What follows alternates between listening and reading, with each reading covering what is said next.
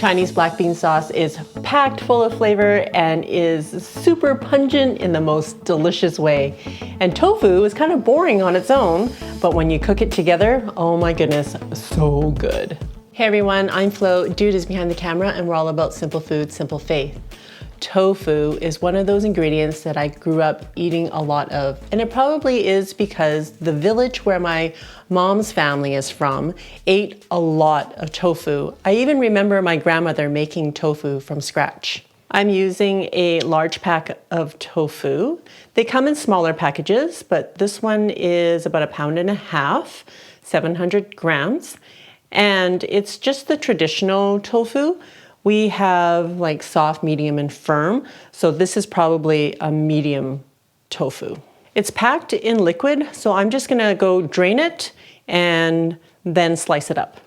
I am using a piece of paper towel on my cutting board because there is still quite a bit of liquid within the tofu that will drain out just because of the weight of it. So I'm just going to put them on the paper towel to catch any excess liquid. A medium firm tofu is perfect for this dish because it will hold its shape, and the soft tofu is just too soft. It'll fall apart on you. And a firm tofu is just, well, too firm. Okay, I'm going to make a cut just down the middle and then slice it into about 1/2 inch, so thick pieces.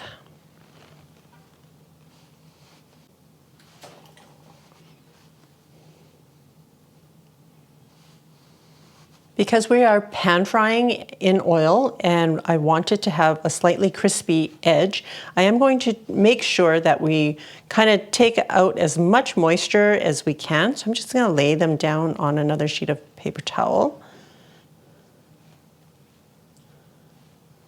Okay, I'm using a large cast iron pan today. And we're gonna heat this up on medium. I'm gonna put in a tablespoon of vegetable oil. And my beloved vegetable oil dispenser has like stopped working properly, so I'm like really quite annoyed. Anyways, trying to get a tablespoon out. It used to just flow right out. It didn't leak. It's time to get didn't drip. One, I guess. Yeah, I know. Something must be like clogging up the spout. Because you look all silly shaking yourself like that. I'm gonna add my tofu pieces.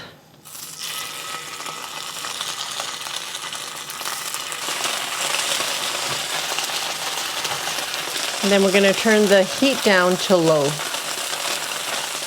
Okay, we're gonna let it sear on that one side for about 5 minutes until it's evenly browned on one side, and then we're gonna flip them and do the other side.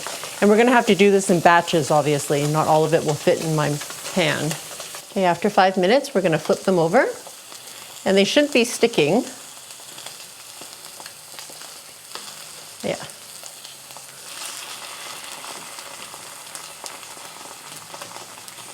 If you don't have a cast iron pan, you can always use a non-stick pan.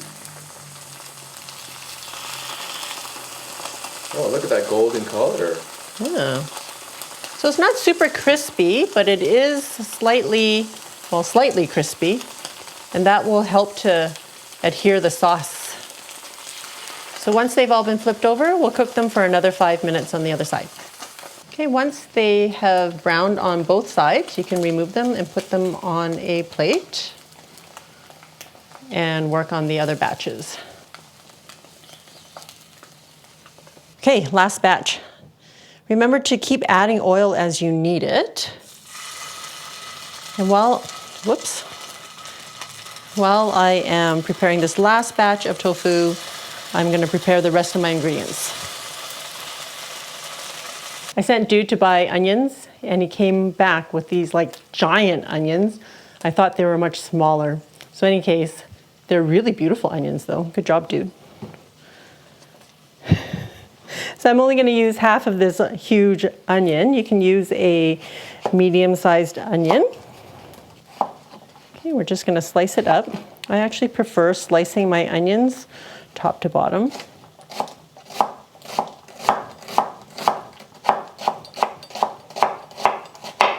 We also have 2 green onions. Just cut off the tops. and the bottoms. We're just going to cut these into 2-inch pieces. 3 cloves of garlic. I'm going to chop up. Okay, we're just going to chop this up. You can use a garlic press if you want.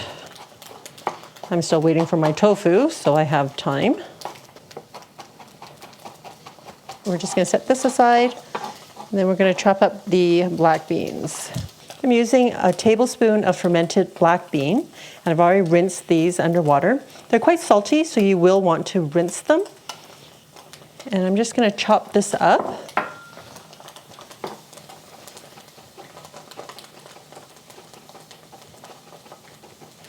I don't like biting into like whole black beans. Some people just leave them whole, and you can do that as well. I just like them more mushed up so that they're part of the sauce as opposed to whole black beans that you bite into. Okay, I'm just going to put this back in the bowl. I'm going to add the garlic to it. I have a thumb-sized piece of ginger, and it really is like almost the size of my thumb. It is not. It is so. I'm going to take off the peel. You don't have to take off the peel, but I find this organic ginger, the peel is really thick, so I'm just going to peel it. And you just want to scrape it with the back of a knife. Some people suggest using a spoon. However, you don't need a sharp edge to scrape off the skin. I'm going to grate the ginger right into my bowl of black bean and garlic. And I prefer grating ginger because it gets it to a very fine consistency compared to chopping. There are no rules here. That thumb-sized piece of ginger will give you about a tablespoon of grated ginger. Not thumb size. Heating up my pan again at medium heat. Adding another tablespoon or so of oil. There's still a little bit of oil already in there. So I'm just going to add enough to make about a tablespoon. Okay, and we're going to stir fry our onions.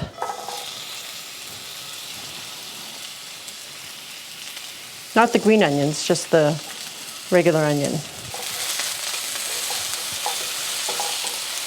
Okay, while that onion is cooking, we're going to make our sauce. I have a 1/4 cup of chicken broth.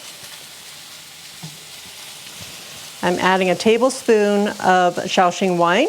And Shaoxing wine is just a rice cooking wine. If you don't have this, you can use sherry or bourbon or whiskey. We found all those are good options. 1 tablespoon of soy sauce. 1 teaspoon of sugar and a pinch of salt.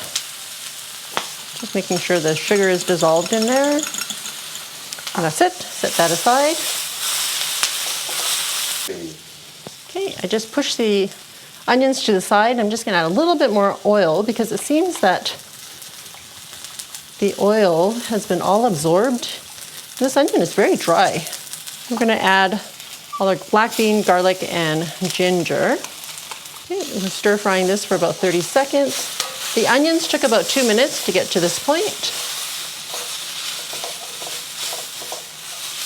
Wow, that aroma. I know, it smells so good, right? It's pungent but good. And then adding the sauce. Okay, I'm adding 2 tablespoons of water, cold water. And we're gonna add a teaspoon of cornstarch. Remember, cornstarch only dissolves in cold or room temperature water. And because all the sauce evaporated, just gonna add this also to thicken the sauce, but also to add some liquid back into the dish. Also turned the heat off because it was going crazy. Okay, so you have to pay attention to what you're doing. Filming doesn't help, so everything's a little bit slower than anticipated, so it takes a little bit of extra time, and then things happen that I wasn't anticipating. All right, so this is on low right now. I'm gonna add the tofu back in. Might as well add any drippings from the tofu. We're also gonna add our green onions. And just sort of gently toss it so that the sauce gets everywhere without breaking down the tofu. We're just gonna cook it for about a minute or two to heat the tofu through again.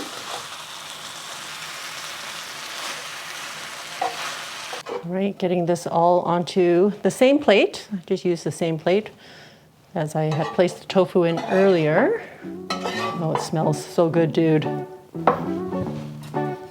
All right, are you all ready for?